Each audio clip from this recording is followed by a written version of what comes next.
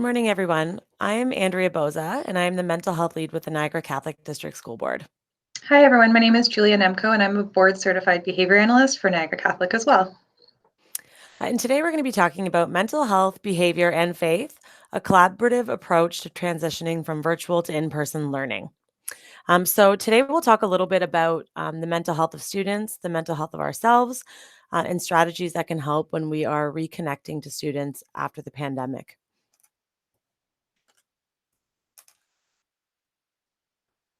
So the first thing that I wanted to speak about was the fact that we're not only talking about one pandemic, which is the one that we are currently living in, but the second pandemic, and that is the increase in mental health issues that we have seen since the pandemic started. So we know there's been an increase in ADHD, anxiety, thoughts of suicide, and addictions. And with addictions, we're looking at about 4 times the amount, with thoughts of suicide around the same.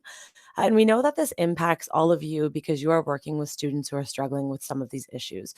So, as I go through this, I think it's really important that we're exploring the nervous system and how the nervous system plays a role in some of these things.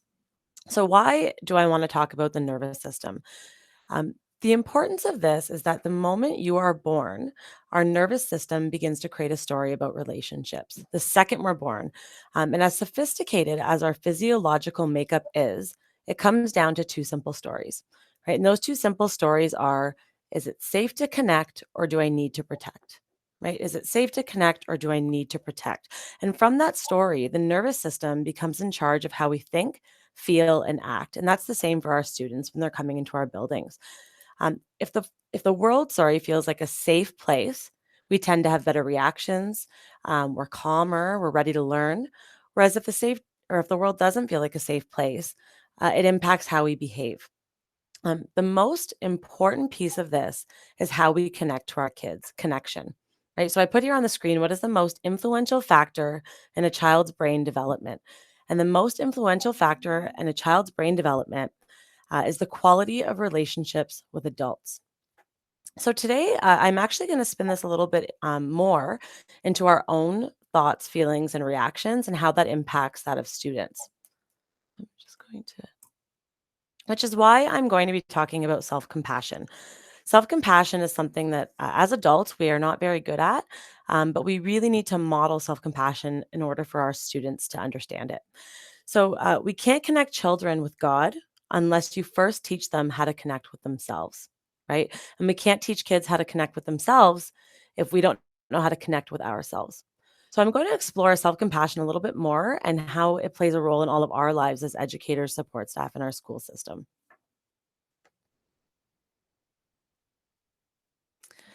So I'm going to start with my pandemic story. Who am I, and why this is important when it comes to self compassion?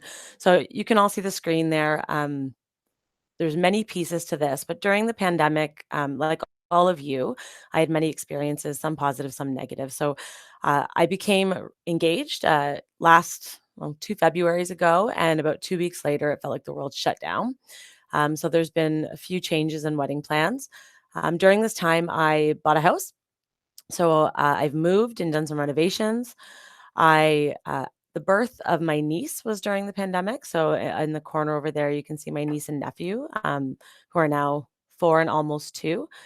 I had my Nona was in the hospital, who's my grandmother. So she spent some time in the hospital during the pandemic, and then in a rehab facility, and that's us visiting through the window in the corner over there. And in the middle, I have a picture of a glucometer, which is just to reflect the fact that I have type 1 diabetes. So, in this all, I was also trying to regulate, my feelings and thoughts around the pandemic while having um, a weakened immune system. So, and I share this because it's really important that when we're thinking about our students, we're recognizing that everyone has a pandemic story, right? Everyone has experienced loss during this time. Maybe not loss of a loved one, but definitely loss of social interactions, of family members, and so on. So, in this all, like I said, I'm very fortunate to have a loving partner, a new home. I'm very, very lucky to have a 90-year-old grandmother who is still doing well. But I lost a lot of things in that time. I had to reschedule some wedding dates. I Couldn't see my grandmother or touch her or have conversations with her. I wasn't allowed to hold my niece. And as a new aunt, that's supposed to be a very special time. And I also had loss of control of thoughts and feelings about my own health. I'm a regulated diabetic, but it was the first time I felt a little bit of a loss of control because I knew that the world felt a little bit more unsafe for me than maybe some other people. So part of this piece around my life is understanding that I had to practice skills of self compassion, and I don't think everyone actually knows what self compassion is.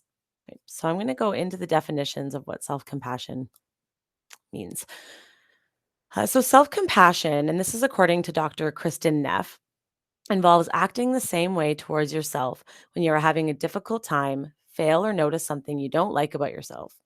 Instead of just ignoring your pain with a stiff upper lip mentality, you stop to tell yourself, this is really difficult right now. How can I comfort and care for myself in this moment? So, essentially, what self compassion is thinking about how we would treat others and doing it with ourselves, which is really, really challenging. And I started learning more about self compassion a few years ago because I realized that I wasn't really practicing it. So I like to run. I like to go outside, and I didn't even realize I was doing this. But I would map out my runs based on streets where I wouldn't be seen. So I would go down side streets. I'd go on trails. I didn't want anything to do with the main roads, and it was because I would talk to myself about the fact that I look stupid running, or I everything's hanging out, or someone's looking at me and laughing at me. And I didn't even thought about the fact that this was just my own inner critic. This was how I talked to myself. So I said this out loud one day for the first time to my partner. And he looked at me and he said, when you're driving down the street and you see someone running, what is the first thing you think? And the first thing I thought was good for them. Like, good for them. I never criticize how they look, what they're wearing, and so on. And it was sort of that moment where I thought, I am much more compassionate to others than I am myself. And I started doing reading about self compassion. So, Dr. Kristen Neff is a leading researcher. All of my information today is based off of her work. And it includes some tips and strategies for how you can be more self compassionate. And again, this all links back to the fact that if we can practice self compassion, we are more regulated. We are kinder people. We're able to think in the moment, not react so quickly. And again, what is the best thing we can do for students? It's modeling the behavior. So if we can do this and we can teach skills of self compassion, we'll have children who are doing the same. So, Dr. Kristen Neff talks about what self compassion is not. And I will just briefly go through this. There is a YouTube clip there. I just put it here so you could watch it on your own time. But self compassion is not self pity. So, sometimes when we're going into giving ourselves a little bit of love, we can actually go down a negative path where we start to feel sorry for ourselves. These are different things. Self indulgence and self esteem. So the piece about self-esteem to me is really, really interesting because Dr. Neff does a lot of research on the fact that we went through a whole movement in schools around self-esteem, right? The self-esteem movement and making sure that we have students with high self-esteem. And although self-esteem can be a very positive thing, there are protective factors when you have high self-esteem. Her concern isn't around having high self-esteem, but instead how we get there, right? So self-esteem is usually measured by comparing ourselves to others, right? So average is no longer okay, right? If someone told you that you were an average mother, how would that feel? Right? Or you're an average teacher, or this is an average presentation. Never feels good enough, right? We want to be better than average. But when we are thinking about that logically, how can we all be better than average? Right? It's not possible in all areas. So what we tend to do is measure our self-esteem by comparing ourselves to others. And in today's day and age, it's nearly impossible to feel good about ourselves when we're looking at social media or Instagram or magazines of unrealistic expectations. So Dr. Kristen Neff talks about how it's a protective factor, but it's not what we should be instilling in our kids first. What we should be talking about is self compassion and that ability to forgive ourselves when we fail, the ability to give ourselves a little love and kindness when we have flaws or when we don't do as well as we expect to. Just going to go to the next slide. So, Dr. Kristen Neff highlights three elements of self compassion, and I'm going to go over these three a little bit more in depth. So the one element is self-kindness for self-judgment. And again, it seems like basic common sense, but it's a really challenging thing to do. So self-compassion entails being warm and understanding towards ourselves when we suffer, fail, or feel inadequate, rather than ignoring our pain and bombarding ourselves with self-criticism, right? So down there, I listed a skill or a strategy, and one of those strategies are an exercise that she outlines called "How would you treat a friend?" Um, so I did this with a group of principals actually, and we were in a room, and I separated them into two small groups, and I told them two different stories. I told the one group privately a story about themselves, and I said, if you went out last night and you overdrank, you had one too many drinks, and you ended up with a DUI that night. You had to go home, you had to tell your partner, you had to tell your kids, and you now couldn't drive them to activities. You had to disclose this to your workplace, so on and so forth. What would you be saying to yourself? And they created a big list, and it said things like, "You're a failure. Your kid's going to think you're an alcoholic. Um, your friends are going to laugh at you," and so on and so forth. I then went to the other group and I told the exact same story. But instead, I said, you're watching TV and your best friend who you love calls you and says, last night I got a DUI. I went out and I made a mistake and now I can't drive to work and so on and so forth. What would you say to your best friend? And they wrote down all of these things like, people make mistakes. You're human. Prove to your kids and family now who you are. You can make change. And I read these out loud, and it was a really powerful exercise because it really highlighted how compassionate we are to other people and how unforgiving we are to ourselves. So that's a strategy that we would use even with students who we notice are lacking some of that self-compassion. If they're really hard on themselves or they're saying, I suck or I failed or I'm the worst. Using the language, okay, if you were talking to your best friend Bobby, what would you say to him? And helping them to actually shift that thinking around how they would treat someone else. This is also something that you would be practicing on yourself, right? So if you catch yourself in a negative thought, asking yourself, wait a second, how would I be saying this to, again, someone that you love and respect? Another oh, another core element of self compassion is common humanity versus isolation. So, the very definition of being human means that one is mortal, vulnerable, and imperfect. Therefore, self compassion involves recognizing that suffering and personal inadequacy is part of the shared human experience, something that we all go through rather than being something that happens to me alone. So when we are struggling, we tend to self isolate, right? We tend to go within, we tend to be alone. And sometimes we even get into that pattern of thinking, why does this always happen to me? No one knows the kind of pain that I'm experiencing. When really, it's quite the opposite. That's really distorted and abnormal thinking because we all suffer, right? We all have flaws. It's actually much more abnormal for people to be perfect. So when we can start thinking about common humanity and the fact that other people suffer, have flaws, have failures, and so on, we tend to be more self compassionate to ourselves because we recognize that we're not alone in this. And the third quality of self compassion is mindfulness versus over identification. Right. So, mindfulness is a non judgmental, receptive mind state in which one observes thoughts and feelings as they are without trying to suppress or deny them. Right. So, really being in that moment, feeling your feelings, thinking your thoughts here and now. But at the same time, mindfulness requires that we not be over identified with thoughts and feelings that we are caught up and swept away by negative reactivity, right? So, really not exaggerating the pain or getting too sucked in to the problem that may not be that big. So, for that over identification piece, it's really important that we measure the size of our problem, right? So if you're stuck in this hole and you're thinking negatively about something, I had a horrible day. I'm a horrible mother. I yelled at my kids and they didn't deserve that. You need to measure the size of the problem, right? Is it something that can be fixed? Yes. Are your kids still living in your house and do they still love you? Yes. Right. By actually measuring, is it a small, medium, or big problem? We can get out of it more quickly, right?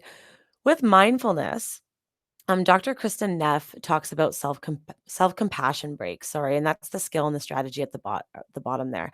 It's identifying your feeling, sitting in the feeling, for a timed amount, right? So I might give myself 10 minutes, 15 minutes, maybe you need an hour, but timing how long I'll let myself sit in that feeling for, validating your feelings. And that's the self compassion piece, right? It's okay that I feel sad that I yelled at my kid because, it was a bad thing to do. I don't feel good about it.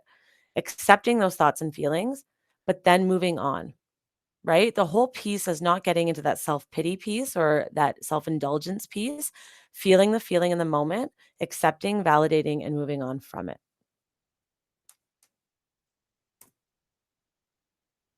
So I'm going to hand it over now to Julia. Thanks, Andrea. Mm. So Andrea just gave a really good background on self-compassion and identifying, the connection to yourself and others, and how we can then connect to God. And I will explain how our ABA team continues the work directly in response to interfering behaviors in the classroom. So the principles of ABA align directly with the mission, values, and our vision at Niagara Catholic, and for the Ontario Catholic graduate expectations, in that interfering behaviors in student learning ultimately interfere with a child's ability to build meaningful relationships with themselves, with others, and with God.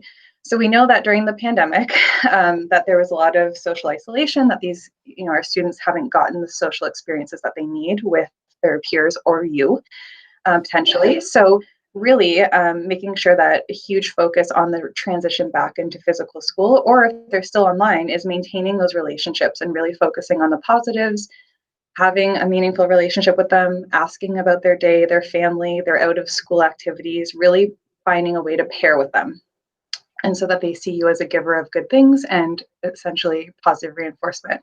So for those of you who don't know what ABA might be, it is an evidence-based and targeted intervention that has the potential to leverage equity, inclusion, and full accessibility for all learners, especially our most vulnerable learners, so those on the spectrum or with developmental disabilities, so that every learner may assume their rightful position as a faithful contributor to and a valued member of a Catholic learning community, as Niagara Catholic is.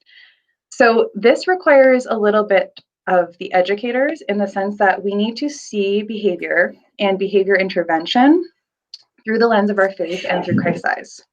We need to understand that everyone struggles, everyone feels these emotions.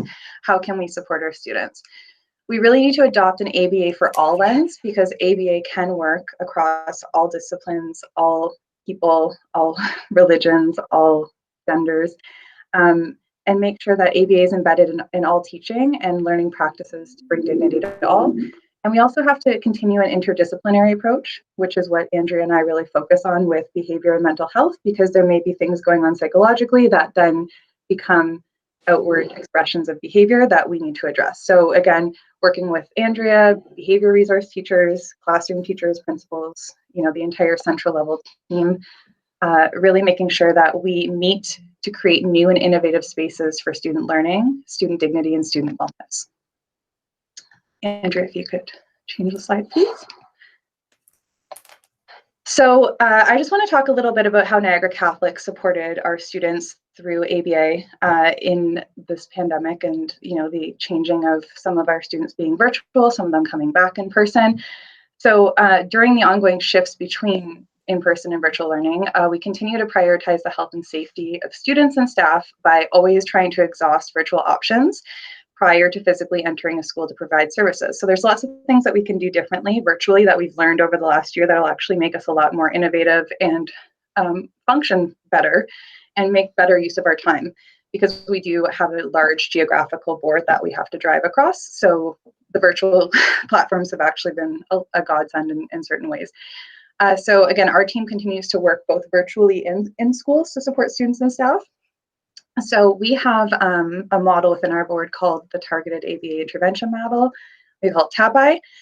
So basically, it's just a referral for ABA involvement. We meet with the school team to discuss goals, and then we make sure that we have our facilitators. So we have facilitators that go out front line, collect data on the students' behavior goals, meet with the team, talk to them about their goals, and then we'll collaborate with the school team to share strategies individualized to that student. And then we work through a behavioral skills training model, which is BST, which you'll see on another slide as well. But really, this is where we link it to the psychology piece, and that people need to be coached, they need to be modeled, they need to walk with you. We need to walk with you educators as Christ walks with us every day and as he walks with students, because it's not something that we can just put on paper, hand to you, and walk away and say, okay, good luck with that, I hope it's great. It's really important that you be seeing the interventions, the strategies implemented in the everyday experience that they will be, so that you fully understand how to do that and you feel fully supported. And again, this is all going back to the evidence that this is the best way to teach educators and for you to feel successful and supported. We also have done a lot of tier-wide support. Superflex is a great program if you've ever heard of it. If not, it might be something that you look into. We did this in person and virtually. It's a program that increases students about their own knowledge base around their own brain function, social thinking, understand their level of social expectations in an attempt to create a pro-social learning environment. So really, as adults and neurotypical adults, the more that we understand our own brain function, about our nervous system, about self-compassion, about how we need to be better to our own brains, we have to model that for our students and co-regulate with them in an attempt to move towards self-regulation.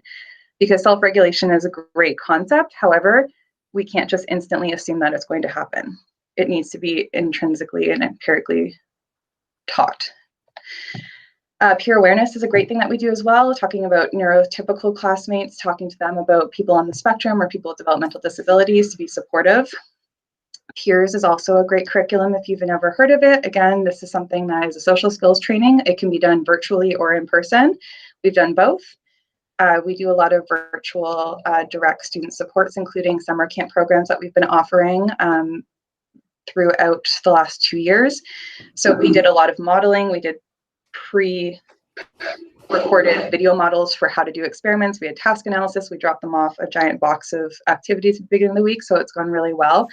And again, ongoing virtual after school programs. We've been doing a program with LearnStyle, which is a virtual robotics and coding program. So again, that has a focus on opportunities for social engagement, building friendships through a shared interest in computers and collaborative robotic and coding themed social games.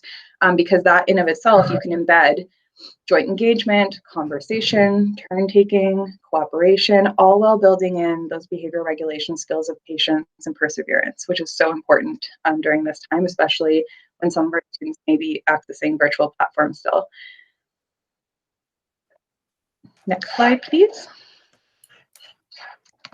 So it's great that we've provided a lot for our students. I feel that they've been given a really rich experience throughout the virtual from our ABA team, but we again need to continue to support our staff and our educators to make sure that you understand how these new tools can be used, and we can provide trainings on that. So we've done a lot of virtual trainings on how to develop ABA strategies in a virtual format. So we provided that to EAs. And some of those new supports that we've created, online token economies, games that we've used, have actually replaced some of our physical ones. Like the kids prefer it online, so we're using that in schools. We did a lot of PD Day workshops last year on basic things about ABA, Eat, Pray, Love, navigating tricky situations. Andrea and I did a conversation on ethics with our board, as well as a deeper dive into ABA, talking about data collection, how you can do that online and in person. And it's very important for the entire staff to hear that. So again, principals and vice principals were involved in that. We also continue to do virtual and in-person case conferences throughout this time because it's so important for the families to understand that goals are still ongoing and that we haven't dropped our expectations for our involvement because it's virtual. And booster sessions are basically when we do the targeted ABA intervention, there is a time frame on that that's guided by our data. So whether or not we're looking to increase a behavior or reduce a behavior, we use the data to guide kind of how long we're there, when we can fade out. So that was occurring again last year in person and virtually, but this year during our transition programming in the last couple of weeks, and especially during this is our first week of school, that we're doing booster sessions. So basically we're providing a behavior service summary from last year, what the goals were, what did the data indicate, what are the strategies, so that the new teacher, the incumbent teacher, can really have a good understanding and that we have the consistent messaging. Next, please. And for families, again, we just always are so focused on our families and collaboration because parents obviously know their students best, or our students best, and their children. And it really helps them feel supported when we're able to have those conversations about how to navigate services within Niagara Catholic and outside agencies. So we again continue to have case conferences. We've done some skill development programs for parents to implement at home, and we've written very user-friendly programs that are basic one-pagers, especially for those kids that were in kindergarten that they couldn't do a lot. It was all stuff that was around the house. We do tip sheets on how to pair with your child. What is instructional control? How do you set up a workspace for them that's functional at home when you have a million other competing contingencies or sources of reinforcement? And also we co-presented with outside agencies like our local provider that was providing autism services on what this pandemic has, kind of the barriers that have been put in place, and kind of giving strategies to support families, that we included all of these tip sheets and skill development programs and explain them to people. So it's been really helpful.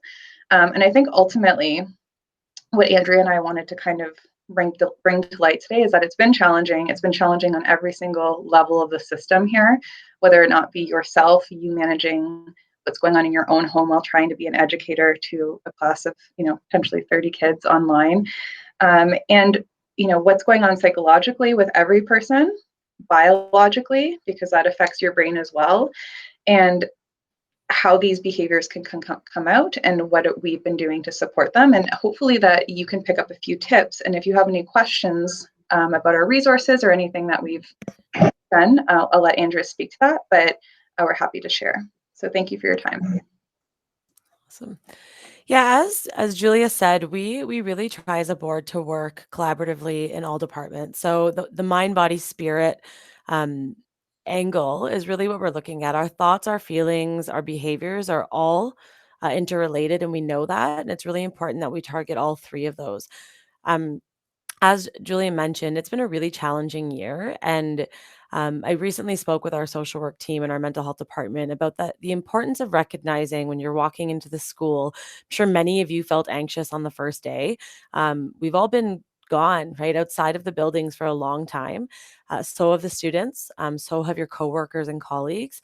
And the importance of recognizing that right now our baseline is a little different than average, right? Our students might have some anxious tendencies. Our staff may as well. It doesn't necessarily mean it's abnormal. It doesn't mean that they need clinical supports. When we're looking at actually needing supports for anxiety, we're usually looking at the intensity, the frequency, and the duration. And that might actually be a little bit different this year, next year, the next few years, because it's not abnormal to feel anxious during these times. They're uncertain times. We don't know what we're walking into. Change is challenging. And that's where I go back to the self-compassion piece, right? That we will experience a little bit more anxiety during this. And it's really important not only to be kind to our coworkers, the staff in your schools, but also yourself.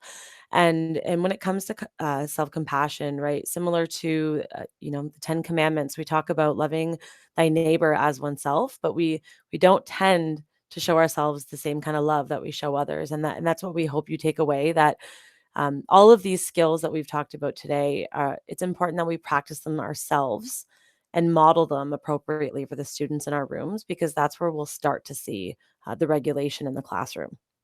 Right. So thank you. Like Julie said, thank you for listening. Our email addresses are up there as well if you have any questions about resources. Um, and I'm hoping that they share the PowerPoints as well with you. So have a good day. Have a great school year. Thank you.